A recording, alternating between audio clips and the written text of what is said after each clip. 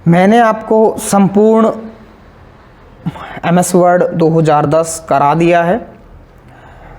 Exam के point of view से अगर अपन देखें तो जो आपके क्वेश्चन हैं वो किस तरीके से पूछे जाते हैं, चाहे आपका RSCIT का क्वेश्चन पेपर हो, चाहे कोई अनदर क्वेश्चन पेपर हो, चाहे आपका कंपटीशन का पेपर हो या स्कूल कॉलेज के कंप्यूटर के क्वेश्चन पेपर हो, अगर MS वर्ड से क्वेश्चन पूछे जाते हैं तो जो मैं आपको क्वेश्चन आंसर कराऊंगा वो बहुत ही इंपॉर्टेंट क्वेश्चन आंसर आपके लिए रहेगा और आप लोग इन क्वेश्चनों को समझने की कोशिश कीजिएगा। जिन क्वेश्चनों को मैं यहाँ पर कराऊँगा वो क्वेश्चन 50 क्वेश्चन के समथिंग है और तथा बहुत ही इंपॉर्टेंट क्वेश्चन है जो कि प्रत्येक एग्जाम में पूछे जाते हैं।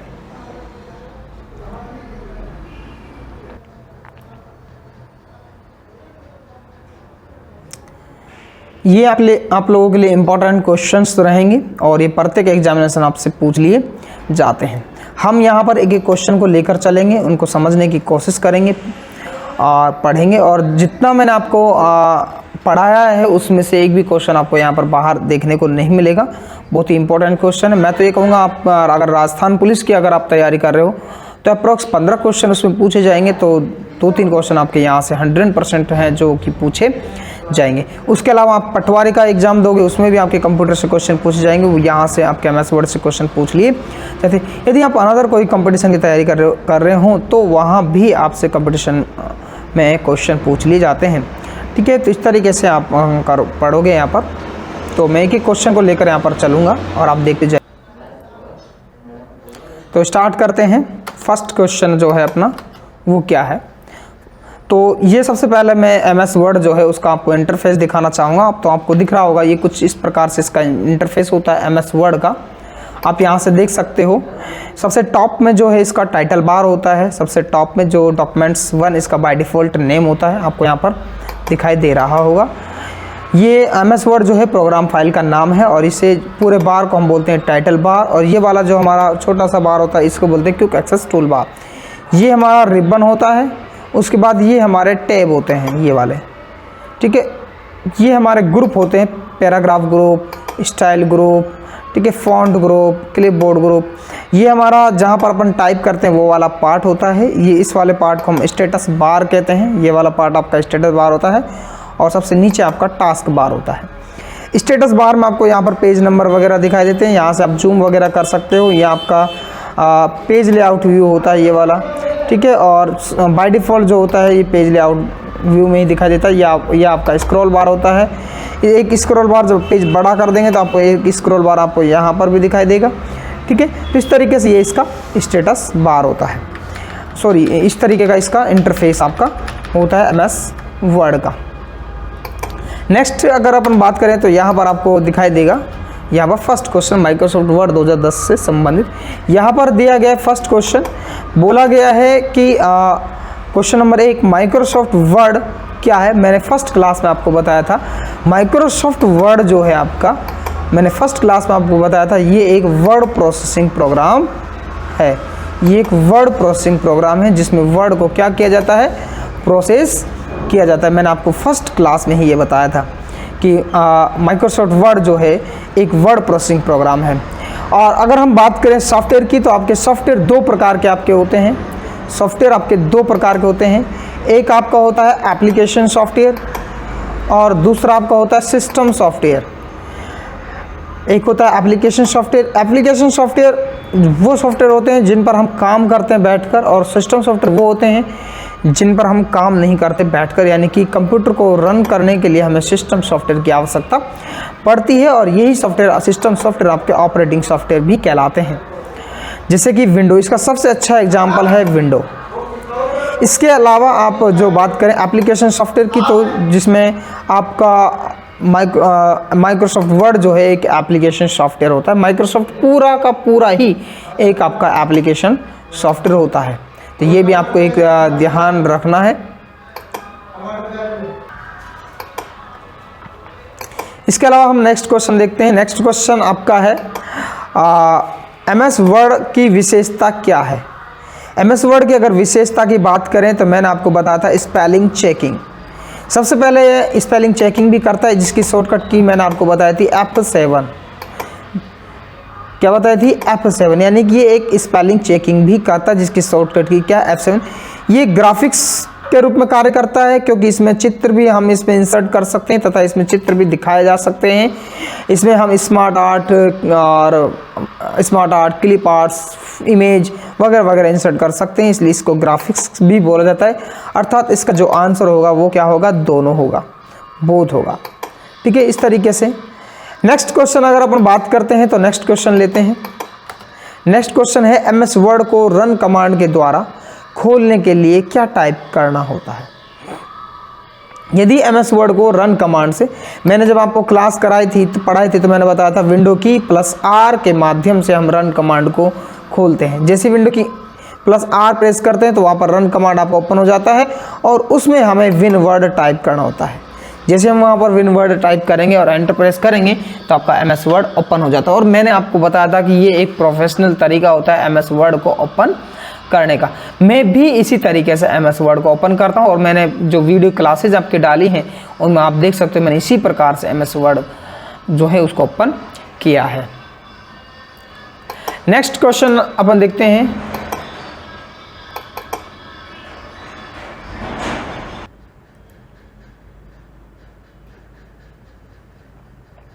नेक्स्ट क्वेश्चन लेते हैं, चौथा क्वेश्चन हमारा। चौथा क्वेश्चन क्या कह रहा है कि चौथा क्वेश्चन बोल रहा है MS वर्ड में बनाई गई फाइल को किस नाम से जाना जाता है। तो ये सिंपल सा क्वेश्चन है, MS वर्ड में बनाई गई फाइल को डॉक्यूमेंट्स के नाम से जाना जाता है। और मैंने बताया था डॉक्यूमेंट्स का बाय डिफॉल्ट जो नेम होता है वो क्या होता है, document1 होता है। ये भी मैंने आपको बताया था। और MS वर्ड जो होता है वो एक प्रोग्राम होता है, यानी कि प्रोग्राम बोलते हैं सॉफ्टवेयर को। ठीक है, नेक्स्ट क्वेश्चन पर लेते हैं। नेक्स्ट क्वेश्चन है हमारा पेज सेटअप कमांड की सहायता से किनको बदला जा सकता है। पेज सेटअप कमांड की सहायता से किनको बदला जा सकता है। Margin, paper size, colour, paper स्रोत, लेआउट, ए और बी दोनों। तो पेज सेटअप कमांड, जैसे कि मैं विंडो की +R दबाता हूं तो यहाँ पर हमारा रन कमांड खुलता है, वहां पर हम विन वर्ड टाइप करेंगे, ओके बटन पर प्रेस करेंगे तो हमारा MS वर्ड चालू हो जाता है। यहाँ पर हम पेज सेटअप पे जाते हैं, देखिएगा यहाँ पर लिखा पेज सेटअप कमांड से किसकी सहायता से किनको बदला जा सकता है। तो यहाँ पर देखिएगा सबसे पहले मार्जिन दिया गया, ओरिएंटेशन दिया गया, साइज दिया गया, कमेंट दिया गया है, ठीक है ना, ये कुछ दिए गए हैं यहाँ पर। तो हम कह सकते हैं मार्जिन हो गए, पेपर साइज भी है, कलर भी है, पेज कलर भी हम यहाँ से चेंज कर सकते हैं। यहाँ देखो पेज कलर दिया गया है। इसके अलावा पेपर स्रोत जो है वो क्या है, पेपर स्रोत आप यहाँ से चेंज कर सकते हो। लेआउट आप पेपर का यहाँ से बदल सकते हो, ठीक है ना। पेपर स्रोत में आप कह सकते हो कि हॉरिजॉन्टल लेना है, लैंडस्केप लेना है, ठीक है ना, किस प्रकार का आपको पेपर लेना है, या साइज में किस प्रकार के पेपर लेना है, तो उस तरीके से आप यहाँ पर चेंज कर सकते हो। ठीक है, तो ये आप इसका जो करेक्ट आंसर आपका होगा वो होगा तीसरा, सी, ए और बी दोनों करेक्ट है। इसके बाद आपका जो नेक्स्ट आता है आपका वो है MS वर्ड 2007 में फाइल को खोलने, सेव करने, बंद करने से संबंधित कमांड क्या होती है। MS वर्ड 2007 में देखो यहाँ MS वर्ड 2007 दिया गया है और हम पढ़ रहे हैं 2010, MS वर्ड 2010। तो 2010 में जो है फाइल को खोलना, सेव करना, ये इस तरीके से देखो यहाँ पर फाइल, यहाँ पे फाइल पे क्लिक करेंगे, यहाँ पर सेव, सेवेज, ओपन, यानी कि यहाँ से प्रिंट, यहाँ से सारे काम होते हैं फाइल टैब से। लेकिन 2010 में यही काम आपके किससे होते हैं, फाइल टैब से होते हैं। किससे होते हैं, फाइल टैब से। जबकि इसी चीज को अगर हम 2007 में करें तो ये आपका ऑफिस बटन से होता है। किससे होता है, ऑफिस बटन से। तो ये भी आपको आना चाहिए। तो इसका जो करेक्ट आंसर आपका होगा वो होगा ऑफिस बटन। नेक्स्ट बात करें, किस कमांड द्वारा डॉक्यूमेंट को प्रिंट करने से पूर्व देखा जा सकता है। किस कमांड द्वारा डॉक्यूमेंट्स को प्रिंट करने से पूर्व देखा जा सकता है। तो इसका जो करेक्ट आंसर आपका होगा वो होगा प्रिंट प्रीव्यू। प्रिंट करने से पहले उसका प्रीव्यू देखना। यहाँ पर जैसे कि मैंने ये लेटर आपका ले लिया, उसके बाद हम इसको देखना चाहते हैं तो प्रिंट पे क्लिक करेंगे। यहाँ पर ये वाला जो ऑप्शन यहाँ पर दिया गया है, ये वाला भाग जो दिया गया है, ये आपका प्रिंट प्रीव्यू कहलाता है। क्या कहलाता है, प्रिंट प्रीव्यू। तो इसे बोलते हैं प्रिंट प्रीव्यू, यानी किसी डॉक्यूमेंट्स को प्रिंट करने से पहले उसका प्रिंट प्रीव्यू देखा जाता है कि यदि हम उसका प्रिंट निकालेंगे तो प्रिंट किस प्रकार से दिखाई देगा। नेक्स्ट क्वेश्चन, जो इसका करेक्ट आंसर जो होगा आपका क्या होगा, सी होगा, ये आपको ध्यान रखना है। नेक्स्ट क्वेश्चन की अगर अपन बात करें तो आपको यहाँ पर दिख रहा होगा 8वां क्वेश्चन, सेलेक्ट लाइन को बोल्ड करने की शॉर्टकट कुंजी क्या होती है। अगर आपने कोई लाइन सेलेक्ट की हुई है, किसी टेक्स्ट को आपने सेलेक्ट किया हुआ है, तो उसे बोल्ड किस प्रकार से आप करोगे वो इसके यहाँ पर दिया गया है। तो मैं यहाँ पर एक न्यू फाइल ले लेता हूँ।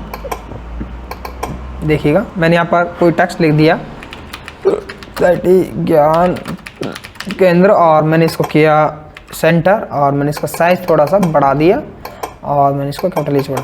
सेलेक्ट टेक्स्ट को बोल्ड करना, इसकी शॉर्टकट की क्या होगी, तो इसकी शॉर्टकट ये होती है बोल्ड। बोल्ड उसने करने के लिए बोला था, हमने जैसे बोल्ड पे किया, ये तो बिना शॉर्टकट की क्या हो गया। यहाँ पर हम जाकर बटन नहीं दबाए तो यहाँ पर शॉर्टकट की यहाँ पर लिखा आएगा, देखो Ctrl+B।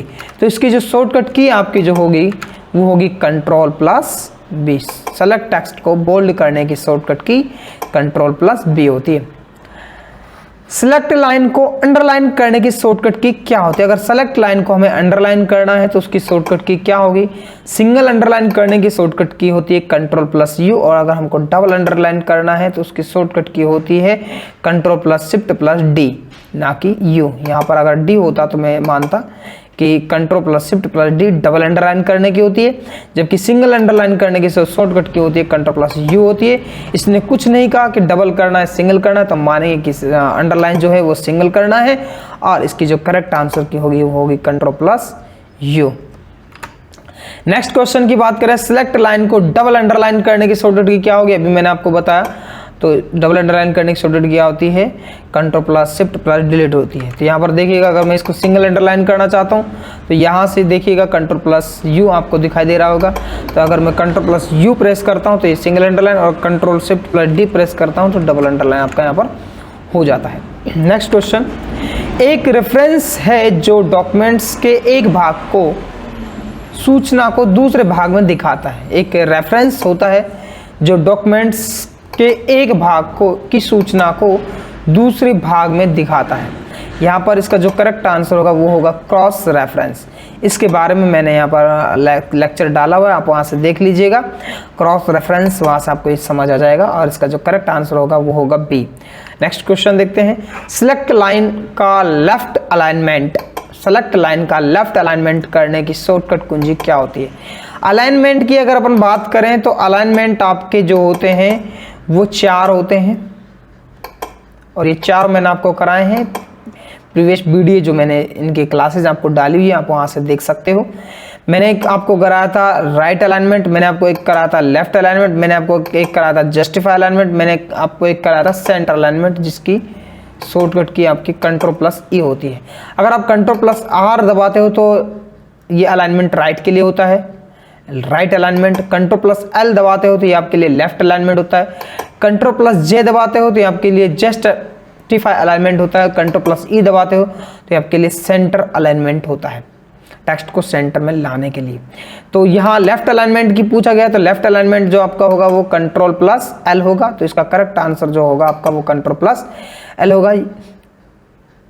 नेक्स्ट क्वेश्चन देखते हैं, पैराग्राफ या लाइन को सेंटर अलाइनमेंट करने के लिए किस कुंजी का प्रयोग किया जाता है। यहाँ पर सेंटर बोला है, सेंटर अलाइनमेंट अभी मैंने आपको बताया था, Ctrl+E इसका करेक्ट आंसर होगा। नेक्स्ट, MS वर्ड 2010 का पहला मेन्यू कौन सा है। पहला मेन्यू जो होता है वो कौन सा होता है, तो MS वर्ड 2010 का ये पूछा है। अगर 2007 का पूछता तो हम बोलते हैं, सॉरी 2007 का अगर ये पूछता तो हम बोलते 2007 में MS वर्ड का जो पहला होता है वो होता है होम, और अगर होम से भी पहले की बात करें तो होता है ऑफिस बटन। क्या होता है, ऑफिस बटन। जबकि MS वर्ड 2010 में जो पहला होता है वो होता है फाइल।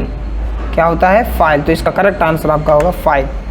MS वर्ड 2010 में सबसे नीचे जो स्क्रीन प्रदर्शित होती है उसे क्या कहा जाता है। अगर हम डेस्कटॉप की बात करें,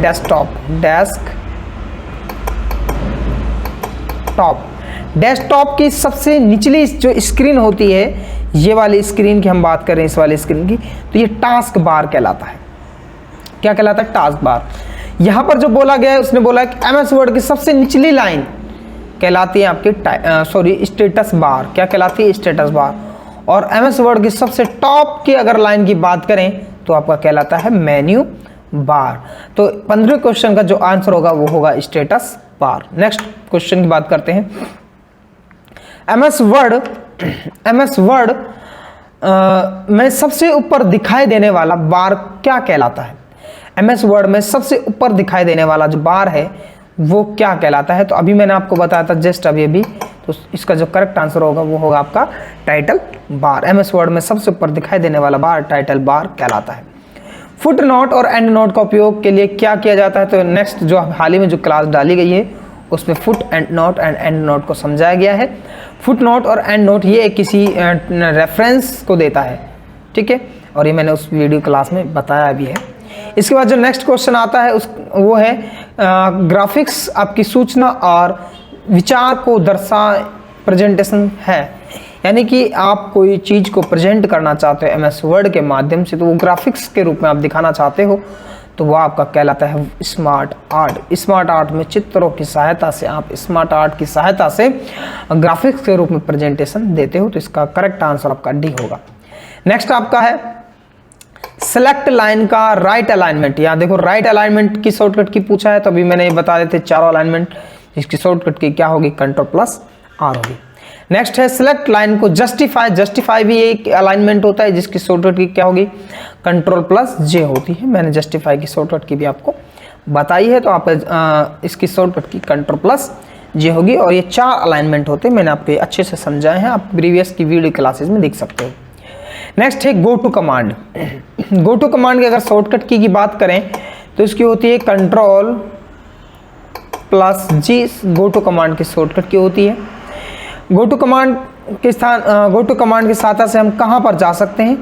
तो हमारा जो कर्सर होता है उसको हम गो टू कमांड की सहायता से एक स्थान से दूसरे स्थान पर ले जा सकते हैं। इसका जो करेक्ट आंसर होगा वो होगा कर्सर, और ये ले जाते हैं हम पेज नंबर या पेज रेफरेंस या क्रॉस रेफरेंस आदि के माध्यम से। तो इसका जो करेक्ट आंसर होगा वो होगा ए। आप गो टू कमांड वहां से पढ़ लीजिएगा, आपके समझ आ जाएगा। एक विशेष सूची है जो डॉक्यूमेंट्स में अपने संबंधित रेफरेंस पेज के साथ उपस्थित होता है, क्या कहलाता है? इसकी अगर अपन बात करें तो इसका आंसर मैं क्रॉस रेफरेंस से भी तुलना कर सकता हूं। इसका आंसर हम क्रॉस रेफरेंस भी बोल सकते हैं, जो कि ऑप्शन में क्रॉस रेफरेंस नहीं दिया हुआ है। एक विशेष सूची यहाँ पर बोला गया, अगर विशेष सूची नहीं बोलता तो इसका आंसर 100% क्या होता? क्रॉस रेफरेंस होता। लेकिन सिर्फ विशेष सूची बोल दिया, यानी कि कंटेंट इसने बोल दिया, जो इंडेक्स जिसको अपन बोलते हैं, और पेज के जो फर्स्ट में होता है उसे आप इंडेक्स बोलते हैं, वो हमारा कहलाता है टेबल ऑफ कंटेंट। तो इसका करेक्ट आंसर आपका टेबल ऑफ कंटेंट होगा। नेक्स्ट क्वेश्चन देखते हैं। अंतिम कमांड के प्रभाव को नष्ट करने की कौन सी कुंजी का प्रयोग होता है? अंतिम कमांड को यदि हमें खत्म करना है तो उसके लिए शॉर्टकट कुंजी होती है रीडू होती है। शॉर्टकट कुंजी होती है Ctrl+Z। Ctrl+Z अंडू की शॉर्टकट, अंडू होगा इसका आंसर, रीडू नहीं होगा, मैंने गलत बोल दिया। अंडू की शॉर्टकट की होती है Ctrl+Z। यानी कि अंतिम कमांड के प्रभाव को नष्ट करने की कौन सी कमांड का उपयोग होता है? तो Ctrl+Z की का प्रयोग होता है, जिसे हम बोलते हैं अंडू। अगर हमें अंतिम कमांड जो नष्ट कर दी गई उससे वापस लेकर आना है तो उसके लिए होता है रीडू, जिसकी शॉर्टकट की होती है Ctrl+R। नेक्स्ट क्वेश्चन देखते हैं। किस कमांड की सहायता से पूरे डॉक्यूमेंट्स को सिलेक्ट किया जा सकता है? सेलेक्ट ऑल कमांड की सहायता से, जिसकी शॉर्टकट की Ctrl+A होती है। क्या होती है? Ctrl+A, और ये भी मैंने आपको बताया है होम टैब में। नेक्स्ट क्वेश्चन देखते हैं। किस कमांड की सहायता से किसी भी टेक्स्ट या ग्राफिक्स को स्थायी रूप से हटाया जा सकता है? डिलीट की से हटाया जा सकता है, डिलीट, और डिलीट की से हटाया जा सकता है, तो इसका आंसर जो होगा आपका डिलीट होगा। नेक्स्ट चलते हैं। अपने टेक्स्ट को इंटेंड देने के लिए आप टैब पर पैराग्राफ ग्रुप में डिक्रीज इंटेंड और इंक्रीज इंटेंड का उपयोग कर सकते हैं। डिक्रीज और इंक्रीज इंटेंट आपके होम टैब में दिए होते हैं, ये इसका करेक्ट आंसर होगा। और अगर इंटेंट दिया होता तो इंटेंट आपका पेज लेआउट में भी दिया रहता है, तो यहां पर इसका करेक्ट होगा होम टैब। नेक्स्ट चलते हैं। फॉन्ट डायलॉग बॉक्स प्रदर्शित करने के लिए किस कुंजी का प्रयोग किया जाता है? जब मैंने फॉन्ट आपको कराया था तो ये की मैंने आपको कराई थी, बहुत इंपॉर्टेंट क्वेश्चन है जो कि एग्जामिनेशन में पूछ लिया जाता है। इसका जो करेक्ट आंसर होगा Ctrl+D होगा। फॉन्ट डायलॉग बॉक्स प्रदर्शित करने के लिए किस कुंजी का प्रयोग किया जाता है? तो फॉन्ट डायलॉग बॉक्स को दिखाने के लिए Ctrl+D कुंजी का प्रयोग किया जाता है। नेक्स्ट क्वेश्चन है डॉक्यूमेंट्स बनाने के लिए, नेक्स्ट क्वेश्चन क्या है? डॉक्यूमेंट्स बनाने के लिए विभिन्न प्रकार के विकल्प प्रदान करता है। अगर हमको कोई भी डॉक्यूमेंट्स यदि बनाना है तो उसे हम MS माइक्रोसॉफ्ट वर्ड की सहायता से बनाएंगे। अब चाहे वो माइक्रोसॉफ्ट वर्ड 2010 हो या उससे ऊपर का कोई भी वर्जन हो, 2003 से भी आप डॉक्यूमेंट्स बना सकते हो, लेकिन 2003 इस समय प्रचलन में नहीं है। 2007 या इससे ऊपर जो माइक्रोसॉफ्ट वर्ड डॉक्यूमेंट्स है वो आप लोगों के द्वारा यूज किया जाता है। और RSCIT में जो आपका सिलेबस में है वो है माइक्रोसॉफ्ट वर्ड 2010। लेटेस्ट जो चल रहा है वो माइक्रोसॉफ्ट 2019 चल रहा है, ठीक है। और माइक्रोसॉफ्ट जिसका इसका जो आंसर होगा वो होगा आपका C, माइक्रोसॉफ्ट वर्ड। ये आपका लास्ट क्वेश्चन है। इसमें लगभग आपके 56-57 क्वेश्चंस माइक्रोसॉफ्ट वर्ड में मैंने बनाए हैं, जिसमें से 28 क्वेश्चन मैंने आपको करा दिए हैं। जल्द ही इसकी PDF मैं इसी वीडियो के डिस्क्रिप्शन में डाल दूंगा, हो सकता है मैं कल डाल दूं, तो आप वहां से इसकी PDF डाउनलोड करके प्रिंट वगैरह भी निकलवा सकते हो या मोबाइल में सेव कर सकते हो।